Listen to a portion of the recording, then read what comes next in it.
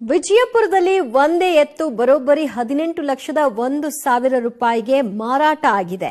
ಬಬಲೇಶ್ವರ ತಾಲೂಕಿನ ಬಬಲಾದಿ ಗ್ರಾಮದ ರಾಮನಗೌಡ ಪಾಟೀಲ್ ಎಂಬುವರ ಎತ್ತು ಈ ದಾಖಲೆಯನ್ನ ಬರೆದಿದೆ. ಬೆಳಗಾವಿ ಜಿಲ್ಲೆಯ ರಾಯಭಾಗ ತಾಲೂಕಿನ ಹಿಟ್ನಾಳ ಗ್ರಾಮದ ಸದಾಶಿವ ಡಾಮ್ಗೆ ಎಂಬುವರ ಅವರು ಇದನ್ನ ಖರೀದಿ ಮಾಡಿದ್ದಾರೆ. ಎಲ್ಲರೂ ಹುಬ್ಬೇರಿಸೋ ಮೊತ್ತಕ್ಕೆ ಎತ್ತು ಮಾರಾಟ ಆಗಿದೆ. ತೆರಬಂಡಿ ಎಳೆಯುವುದರಲ್ಲಿ ಈ ಎತ್ತೇನಿದೆ ಅದು ಪ್ರಸಿದ್ಧಿಯನ್ನ ಪಡ್ಕೊಂಡಿತ್ತು. ಉತ್ತರ ಕರ್ನಾಟಕ ಭಾಗದಲ್ಲಿ ತೆರಬಂಡಿ ಸ್ಪರ್ಧೆಯಲ್ಲಿ ಅನೇಕ ಬಹುಮಾನಗಳನ್ನು ಕೂಡ ಇದು ಪಡೆದುಕೊಂಡಿದೆ. ಹಿಂದೂಸ್ತಾನ HP ಎಂಬ ಹೆಸರಿನಿಂದ ಮಾಲೀಕರು ಈ ಎತ್ತನ್ನ ಕರೀತಾ ಇದ್ರು. ಇಲ್ಲಿವರೆಗೆ ಈ ಎತ್ತು 40 ಗ್ರಾಂ ಚಿನ್ನ, 2 ಬೆಳ್ಳಿಯನ್ನ ಗೆದ್ದಿದೆ, 4 ಬೈಕ್ ಗೆದ್ದಿದೆ.